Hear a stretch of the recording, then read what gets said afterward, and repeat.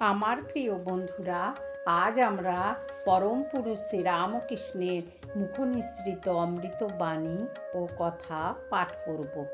যদি আপনাদের ভালো লাগে তবে একটা লাইক, কমেন্ট ও সাবস্ক্রাইব করে পাশে থাকবেন। পরম পুরুষ শ্রীরামকৃষ্ণদেব দক্ষিণেশ্বরের ঘরে বসে ভক্তদের সঙ্গে আনন্দ সহকারে গল্প করছেন। শ্রীযুক্ত মণি মল্লিক পুরাতন ব্রাহ্মভক্ত, বয়স ৬০-৬৫। তিনি কিছুদিন পূর্বে কাশীধাম দর্শন করতে গিয়েছিলেন। আজ ঠাকুরকে দর্শন করতে আসিয়াছেন ও তাহাকে কাশী পর্যটন বৃত্তান্ত বলিতেছেন।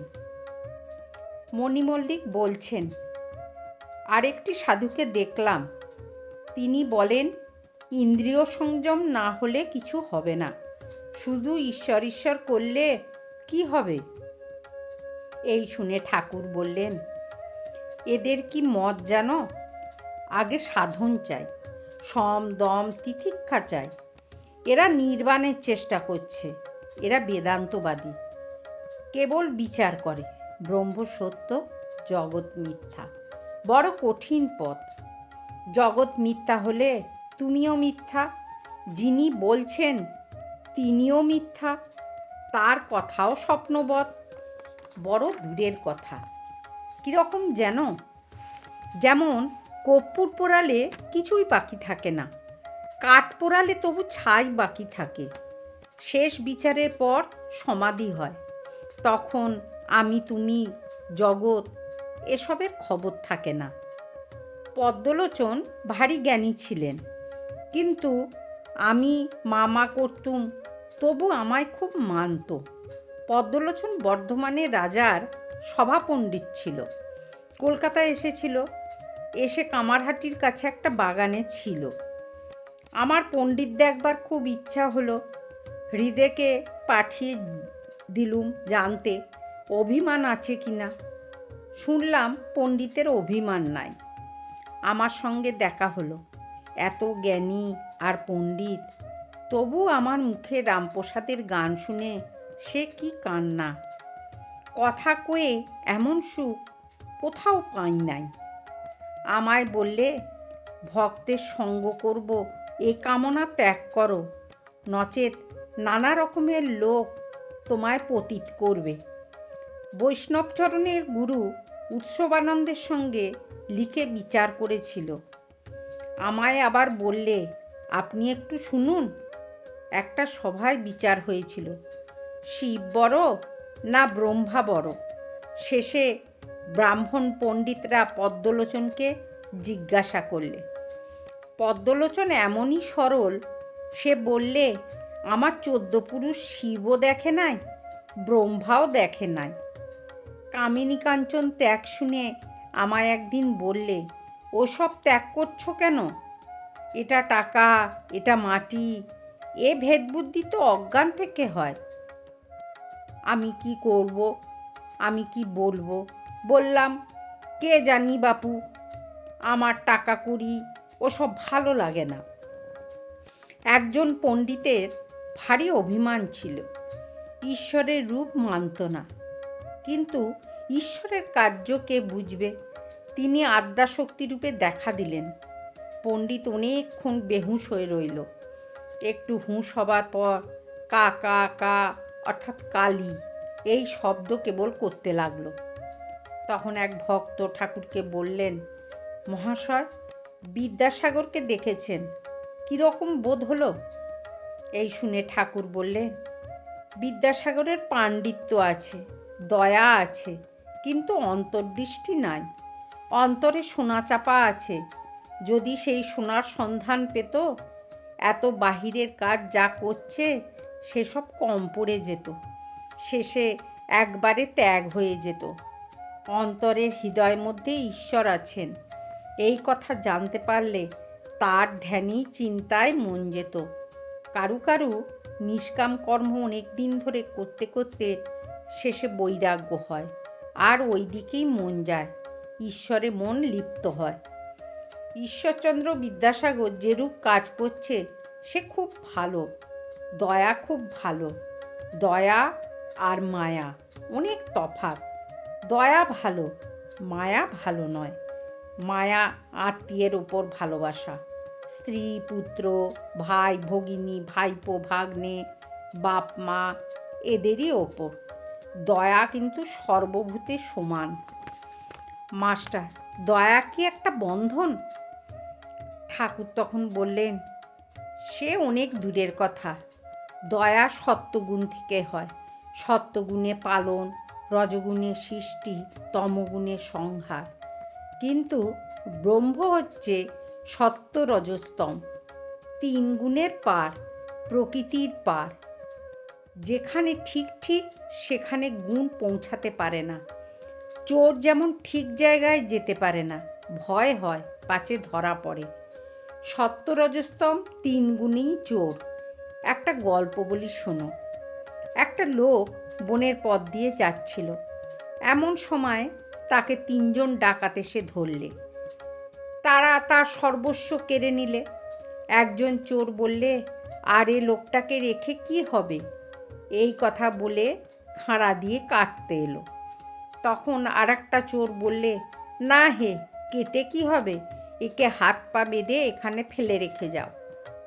তখন তাকে হাত পা বেঁধে ওইখানে রেখে চোরেরা চলে গেল। কিছুক্ষণ পর তাদের মধ্যে একজন ফিরে এসে বললে, আহা, তোমার কি লেগেছে? এসো, আমি তোমার বন্ধন খুলে দিই। তার বন্ধন খুলে দিয়ে চোরটা বললে, আমার সঙ্গে সঙ্গে এসো, তোমায় সদর রাস্তায় তুলে দিচ্ছি। অনেকক্ষণ পরে সদর রাস্তায় এসে বললে, এই রাস্তা ধরে যাও, ওই তোমার বাড়ি দেখা যাচ্ছে। তখন লোকটি চোরকে বললে, মশাই, আমার অনেক উপকার করলেন, এখন আপনিও আসুন, আমার বাড়ি পর্যন্ত যাবেন। চোর বললেন, না, আমার ওখানে যাবার জো নাই, পুলিশে টের পাবে। সংসারই অরণ্য। এই বনে সত্য রজস্তম 3 গুণ ডাকাত, জীবের তত্ত্বজ্ঞান কেড়ে নেয়। তমগুণ জীবের বিনাশ করতে যায়, রজগুণ সংসারে বদ্ধ করে, কিন্তু সত্যগুণ রজস্তম থেকে বাঁচায়। সত্যগুণে আশ্রয় পেলে কাম ক্রোধ এইসব তমগুণ থেকে রক্ষা হয়। সত্যগুণ আবার জীবের সংসার বন্ধন মোচন করে, কিন্তু সত্যগুণও চোর, তত্ত্বজ্ঞান দিতে পারে না, কিন্তু সেই পরম ধামে যাবার পথে তুলে দেয়, দিয়ে বলে, ওই দেখো তোমার বাড়ি, ওই দেখা যায়। যেখানে ব্রহ্মজ্ঞান, সেখান থেকে সত্যগুণও অনেক দূরে। ব্রহ্ম কি তা মুখে বলা যায় না, যার হয় সে খবর দিতে পারে না। একটা কথা আছে, কালাপানিতে জাহাজ গেলে আর ফেরে না। 4 বন্ধু ভ্রমণ করতে করতে পাঁচিলে ঘেরা একটা জায়গা দেখতে পেলে।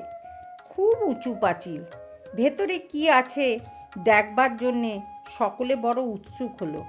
পাঁচিল বেয়ে একজন উঠল, উঁকি মেরে যা দেখলে তাতে অবাক হয়ে হা হা বলে ভেতরে পড়ে গেল। আর কোনো খবর দিল না। যেই ওঠে সেই হা হা করে পড়ে যায়। তখন খবর আর কে দেবে? জড়ভরত, দত্তাত্রেয় এরা ব্রহ্মদর্শন করে আর খবর দিতে পারে নাই। ব্রহ্মজ্ঞান হলে, সমাধি হলে আর আমি থাকে না। তাই রামপ্রসাদ বলেছেন, আপনি যদি না পারিস মন, তবে রামপ্রসাদকে সঙ্গে নে না। মনের লয় হওয়া চাই। আবার রামপ্রসাদের অর্থাৎ অহংতত্ত্বের লয় হওয়া চাই, তবে সেই ব্রহ্মজ্ঞান হয়। তখন একজন ভক্ত বললেন, মহাশয়, শুকদেবের কি জ্ঞান হয় নাই? এই শুনে ঠাকুর বললেন, কেউ কেউ বলে শুকদেব ব্রহ্মসমুদ্রের দর্শন স্পর্শন মাত্র করেছিলেন, নেমে ডুব দেন নাই, তাই ফিরে এসে অত উপদেশ দিয়েছিলেন। কেউ বলে তিনি ব্রহ্মজ্ঞানের পর ফিরে এসেছিলেন লোকশিক্ষার জন্যে।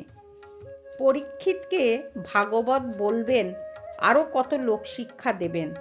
তাই ঈশ্বর তার সব আমির লয় করেন নাই, বিদ্যার আমি এক রেখে দিয়েছিলেন। তখন এক ভক্ত বললেন, ব্রহ্মজ্ঞান হলে কি দলটল থাকে? এই শুনে ঠাকুর বললেন, কেশব সেনের সঙ্গে ব্রহ্মজ্ঞানের কথা হচ্ছিল। কেশব বললেন, আরও বলুন। আমি বললুম, আর বললে দলটল থাকে না। তখন কেশব বললে, তবে আর থাক, আর বলতে হবে না। তবু কেশবকে বললুম, আমি আমার এটি অজ্ঞান, আমি কর্তা, আর আমার এইসব স্ত্রী পুত্র বিষয় মান সম্ভ্রম এ ভাব অজ্ঞান না হলে হয় না। তখন কেশব বললে, মহাশয়, আমি ত্যাগ করলে যে আর কিছুই থাকে না। আমি বললুম, কেশব, তোমাকে সব আমি ত্যাগ করতে বলছি না, তুমি কাঁচা আমি ত্যাগ করো। আমি কর্তা, আমার স্ত্রী পুত্র, আমি গুরু, এসব অভিমান, কাঁচা আমি, এইটা ত্যাগ করে পাকা আমি হয়ে থাকো। আমি তার দাস, আমি তার ভক্ত, আমি অকর্তা, তিনিই কর্তা। বন্ধুরা, আজ এই পর্যন্ত। আবার আমরা আগামীকাল পড়ব। আপনারা শুনবেন, কিন্তু খুব ভালো লাগবে, মন প্রাণ আনন্দে পরিপূর্ণ হয়ে যাবে। জয় ঠাকুর, জয় মা, জয় স্বামীজি।